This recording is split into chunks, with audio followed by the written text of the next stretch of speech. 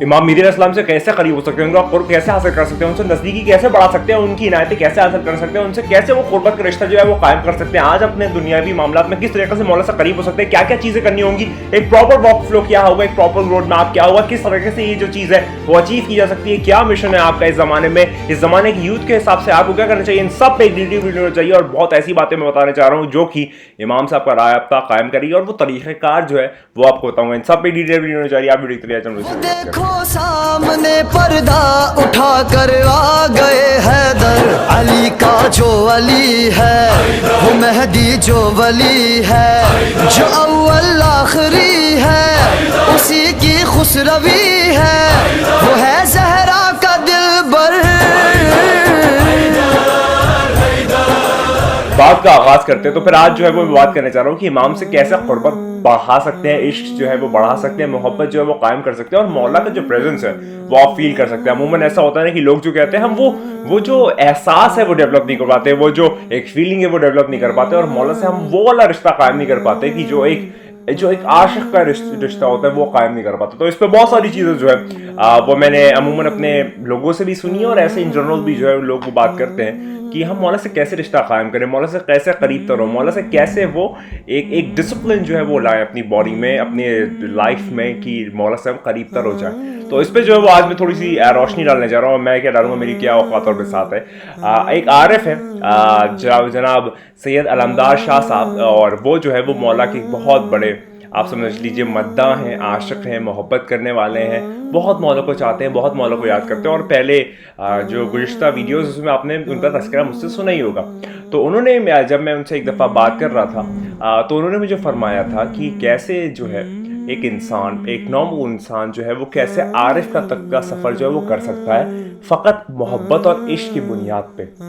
मोहब्बत और इश्क की बुनियाद पे वो कैसे वहाँ तक पहुँच सकता है, मौला से कैसे करीब तर हो सकता है, उस पर उन्होंने कुछ चीज़ें फरमाई थी। तो वो जो है वो मैं अपने अल्फाजों में आपको बयान करूँगा। उन्होंने तो काफ़ी ज़बरदस्त तौर पे, क्योंकि जब अलमदार साहब फरमाते हैं, कुछ कहते हैं, कुछ वो बयान कर रहे होते हैं तो फिर ऐसा लगता है कि बस सुनते ही रहो उनको फ़कत, मतलब वो एक अलग ही एक फ्रीक्वेंसी और वाइब होती है, वो मतलब डिस्क्राइब कर नहीं सकते, फ़कत उनको सुनते रहो और वो जो मौला के मुताबिक बयान कर रहे हैं, क्योंकि वो मौला के सच्चे आशिक हैं। उनको कोई तवक्को नहीं है, आपके पैसे की तवक्को नहीं है, आपकी किसी भी चीज़ की तवक्को नहीं है, बस वो एक धुन में लगे हुए हैं। वो मतलब एक होता है ना जहन में इंसान की जो एक पागलपन सवार हो जाता है किसी भी चीज़ को लेके, और वो पागलपन को आरिफ बनाता चला गया और वो अब एक अजीम शान जो है मर्तबे में पहुँच गए। लेकिन खैर बैक टू द टॉपिक आता है। उन्होंने जो फरमाया था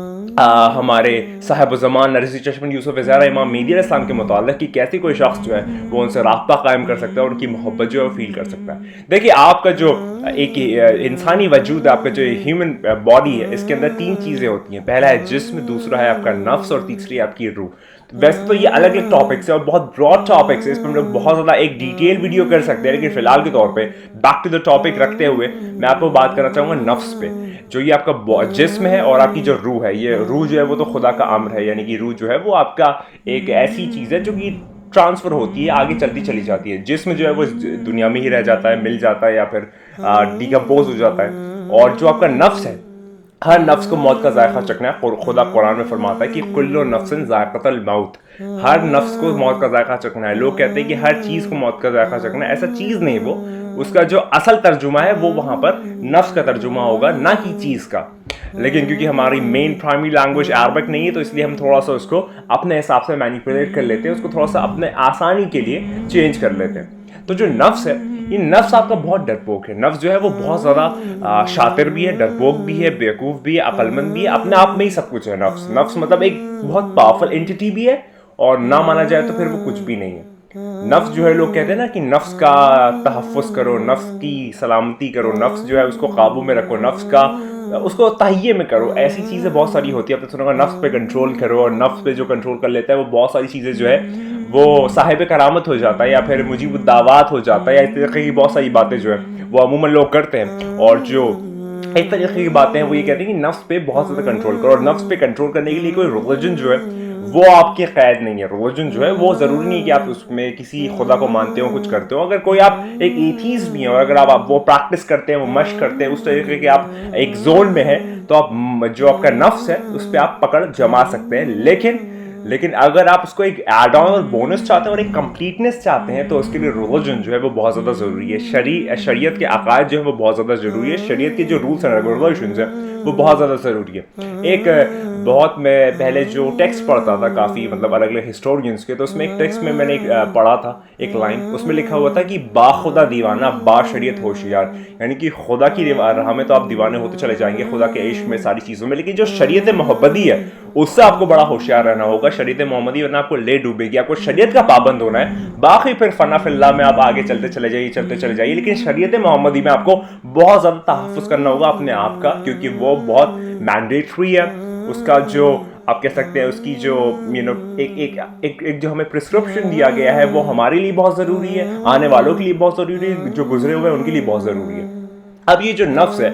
नफ्स वापस आता है कि जो ये नफ्स है ये बहुत डरपोक है, और नफ्स जो है जब वो डरता है ना तब वो समझदार होता है, जब वो कांपता है ना तब वो थोड़ा परेशान होता है, तब वो किसी को ढूंढता है अपने सपोर्ट के लिए या अपने तहफ़्फ़ुज़ के लिए, इस तरीके की कोई चीज़ जो है वो ढूंढता है। अब आपको करना क्या है मौला से करीब होने के लिए, वो बहुत ध्यान से सुनिए। आपको करना ही है कि आपको हर रात जब आप पूरा खाना खा लें, लोगों से बातचीत कर लें, सब कुछ कर लें, और फिर आप एकदम जो है वो खाली हो जाएं, बेड पे जाइए और फ़ोन वोन सब अलग से रख दीजिए, हर चीज़ जो है वो अलग रख दीजिए। आपको कोई भी चीज़ जो है उस वक्त यूसेज में नहीं लानी, पहली चीज़। दूसरी चीज़, जब आप कोई चीज़ इस्तेमाल नहीं कर रहे, आप बेड पे लेट जाइए खामोशी से एकदम, और अब आप सोचना शुरू कीजिए अपनी मौत के मुताबिक। इसको कहते हैं मौत की मश्क करना, अपनी डेथ की प्रैक्टिस करना। ये नहीं कि हम डेथ की तमन्ना करते हैं, मौत की तमन्ना करते हैं कि मौत हमें आ जाए, लेकिन ये जो हम लोग प्रैक्टिस करेंगे ना, इससे क्या होगा वो मैं आपको अब बताने जा रहा हूँ। और ये अलमदार साहब के जुमले हैं जो अलमदार साहब ने बताया था, मैं वो आपको बता रहा हूँ। तो अलमदार साहब फरमाते हैं कि जो ये मौत की मश्क है, अगर आप ये मौत की मश्क करते हैं रोज रात को, तो जब आप सोचेंगे कि मिसाल के तौर पर मैं अपने आप में लेके सोचता हूँ कि मैं लेट गया हूँ और मैं सोचना शुरू किया कि मैं मर गया हूँ, मेरा जो जनाजा है वो घर में रखा हुआ है, सारे लोग जो है वो रोद हो रहे हैं, लोग आ रहे हैं, रिश्तेदार आ रहे हैं, सारे लोग जो है वो आ रहे हैं, और मेरा जनाजा पड़ा हुआ है, सब लोग रो रहे हैं, उसको मतलब छू रहे हैं, जो भी सारी चीज़ें कर रहे हैं। जो घर वाले हैं वो बहुत ज़्यादा गम के हैं, रंजीदा हैं, गमगीन हैं, बहुत सारी चीज़ें जो है वो हो रही हैं। उसके बाद फिर जो है मेरा जनाजा उठा के गुस्ल देने के लिए गया, वहाँ पर उसको गुस्ल दिया जा रहा है, सारी चीज़ें सफाई हो रही है, सब कुछ हो रहा है, सारे लोग जो है वो बाहर खड़े हुए हैं, एक मजमा लगा हुआ है, बहुत सारे लोग जो हैं, और वहाँ पर भी उसको कफ़न दिया गया, फिर उसमें सारी चीज़ जो होती है वो की गई। नमाज जनाजा पढ़ाने के लिए वक्त आ गया। अब नमाज जनाजे भी एक अलग बात हो सकती है, नमाज जनाजा जो है क्या हुआ करती थी और क्या है, लेकिन उस पर अभी फ़िलहाल बात नहीं करूँगा। नमाज जनाजा जो है वो पढ़ाई गई, जनाजा पड़ा हुआ है, सारे लोग जो है वो खड़े हुए, नमाज जनाजा पढ़ाई जा रही है, मौलवी ने कहा अल्लाहु अकबर, ये सारी चीज़ें जो है वो हो रही है। उसके जनाजा फिर उठाया गया, उसके बाद उसको एक आप गाड़ी में रखा गया, फिर कब्रिस्तान लाया गया। कब्रिस्तान में मतलब वो हैबत फील कीजिए, अगर आप फील करेंगे ना अपने ऊपर लेके तो आपको फील होगा जनाजा जा रहा है, मैं इस दुनिया से जा रहा हूँ, उस तरफ आ रहा हूँ, इधर से निकल रहा हूँ, उस तरफ अंदर जा रहा हूँ, ऐसे मतलब इधर से ये दरवाज़ा बंद हो रहा है दुनिया का और बरज़ख का दरवाज़ा खुल रहा है। मुझे कब्र में लिटाया गया, आखिरी दफ़ा तनकीद उसके वो जो पढ़ा जाता है वो पढ़ा गया, सारी चीज़ें रखी गई, और उसके बाद ये आपका जनाजा है, इसके ऊपर ये कब्र बंद कर दी गई। ये जब अपने आप को फील करेंगे ना, अपने वालिदैन को सोच के, अपने घर वालों को सोच के, अपनी सारी चीज़ें सोच के, तो आपको हैबत तारी होगी, आपको डर लगेगा, आपको खौफ लगेगा, आपको परेशानी होगी, आपको उलझन होगी कि कब्र में फिर वहाँ से सांप आ रहा है, आपको जकड़ रहा है, जो कीड़े हैं वो काट रहे हैं, बॉडी आपकी ख़राब हो रही है, बॉडी कब्र जो आपको पीस रही है, फिर शायद कब्र हो रहा है, पता नहीं क्या क्या ऐसी चीज़ें जब होंगी तो आपका नफ्स जो है वो काँप जाएगा, आपका नफ्स जो है वो हैरान हो जाएगा, परेशान हो जाएगा, हैबत आ जाएगी उसके ऊपर, वो डर जाएगा, वो खौफ, मतलब वो ऐसे सिचुएशन में आ जाएगा कि आप बिलीव नहीं कर सकते कि क्या मेरे साथ ये होगा। मतलब आप सोचेंगे मैं मर जाऊंगा, मेरे साथ ये सब होगा, मेरी बॉडी, मेरा जिस्म, मेरा पूरा स्ट्रक्चर, ये सारी चीजें मेरे साथ होगी, आया मैं मर जाऊंगा, ये जब आप सोचेंगे ना मैं तो ये मैं ही तो आपका नफ्स है। जो आप सोचेंगे ना मैं कि मेरे साथ इतना कब्र में ज्यादती होगी, जुल्म होगा, इतना मारा जाएगा, इतना परेशान किया जाएगा, कीड़े मकोड़े मेरी जिस्म को काट डालेंगे, खींच डालेंगे। सोचिए अगर आप कोई सुई लगा आपके बॉडी पे यहाँ पर लगती है तो हल्की सी जलन होती है, तकलीफ होती है, तो सोचिए वहाँ पर पूरा हाथ काट के पता नहीं क्या क्या होगा, जो भी आपके अमाल हैं इस दुनिया में, नफ्स आपका दहल जाएगा, परेशान हो जाएगा, उसको कोई एक वे आउट नहीं दिखेगा, उसको कोई एक रास्ता नहीं दिखेगा कि आखिर मैं करूँ क्या, कैसे करूँ। उसके बाद जब नफ्स डरता है ना तब वो मसीहा ढूंढता है। ये अलमदार साहब के जुमले कि जब नफ्स जो है वो डरता है तो मसीहा ढूंढता है, जब मसीहा ढूंढता है तो उसको कोई नजर नहीं आएगा, फकत साहिब ज़मान नरगिस दुश्मन यूसुफ ज़हरा इमाम ज़माना इस्लाम के अलावा कोई नजर नहीं आएगा, क्योंकि ज़माने का मसीहा वही है, इस लौह मकान का मसीहा इस वक्त का वही है, इस वक्त का बादशाह वही, इस वक्त का सुल्तान वही, इस वक्त का कमांडर यही है, इस वक्त का अमीरुल मोमिनीन भी वही है, इस वक्त का अली भी वही है, हुसैन भी वही है, अली भी वही है, मोहम्मद भी वही है, सब के सब 14 की 14 इस वक्त वो 14वें में है, इस वक्त वो वही है। तो आपको कोई नजर नहीं आएगा आपके नफ्स के तहफ़्फ़ुज़ के लिए, आपके नफ्स की बेचैनी को पुर करने के लिए, आपके नफ्स को संभालने के लिए, उसको एक आप कह सकते हैं दिलासा देने के लिए फ़कत मौला के अलावा। तो जब आप ये सारी मौत की मशक कर लेंगे ना, रात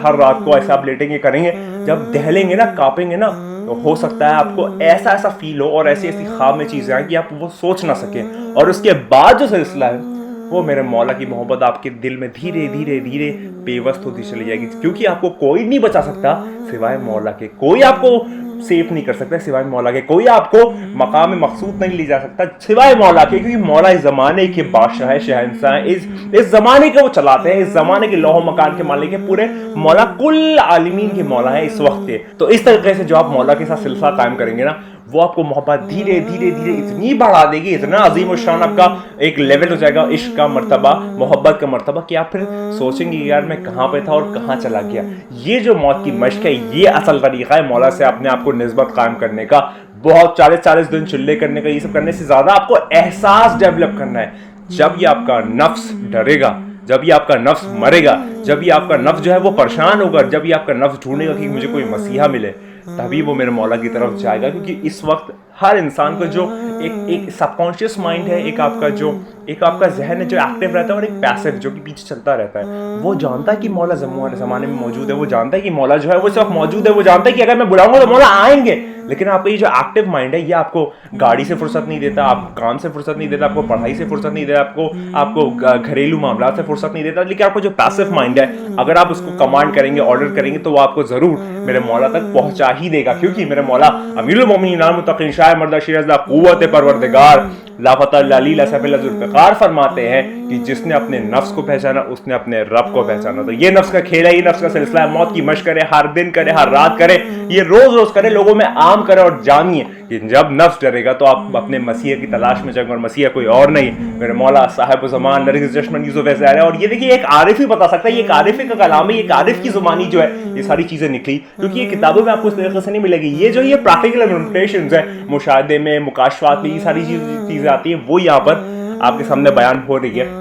और मैं बहुत शुक्रिया करता हूँ अलमदार साहब का कि उन्होंने इतनी खूबसूरत तरीका जो है वो बताया, और ये इससे काफ़ी लोग जो है वो फैज़याब भी होंगे इस वीडियो के थ्रू। तो इंशाल्लाह ये वाली वीडियो जो है वो सारे लोगों तक पहुंचा ज़रूर दीजिएगा जो कि मेरे मौला से राब्ता कायम करना चाहते हैं, और वो किसी तरीके से कर नहीं पा रहे। तो हर रात बिस्तर पे जाएं, अपने नफ्स को हिला दें, दहला दें, उसको इतना ज़्यादा खौफ में तारी कर दें कि वो सोचे कि मेरा मसीहा को मैं पास जाऊँगा, वरना मैं मर जाऊँगा तो कहाँ मुँह दिखाऊँगा। ये मौत की मशक हर रात करे, बार बार करे, 100 बार करे, 1000 बार करे, लेकिन करे जरूर। और फिर आप देखिए कि मेरे मौला का कैसे कुर्ब जो है वो आपके दिल में दाखिल होता चला जाएगा। मोहब्बत से मुवद्दत, और मुवद्दत से आप इश्क का सफर करेंगे, और फिर आप फना होते चले जाएंगे मेरे मौला की जात में। याद रखिए, वो आने वाला बहुत जल्द आना था। यार हो जाए, इस बात पे बार हो जाए, बार हो जाएगी, मेरे मौला बहुत जल्द आने वाले हैं। इस वीडियो को बहुत ज्यादा लोगों तक पहुंचाइएगा, क्योंकि इसके अंदर कुछ बातें ऐसी हुई हैं जिसकी बहुत लोगों को जरूरत है। याद रखिए, वो आने वाला, वो बहुत जल्द आना होता है। यार हो जाए, इस बात पे बार हो जाए, बार हो जाए कि मेरे आपके मौला आने वाला है। याद रखिए कि तू नहीं है, बस वही है। खुदा को याद करो यार, खुदा को याद करो। खुदा हाफिज़।